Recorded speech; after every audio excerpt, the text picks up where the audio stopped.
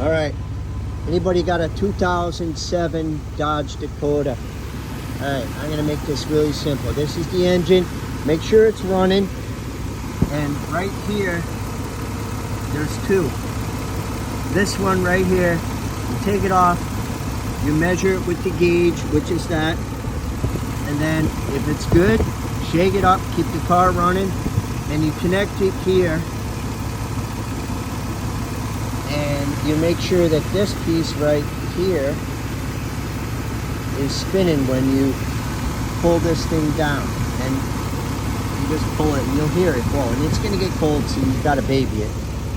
And that's it. AC refilled Dodge Dakota 2007. All right, that's it. Obviously make sure that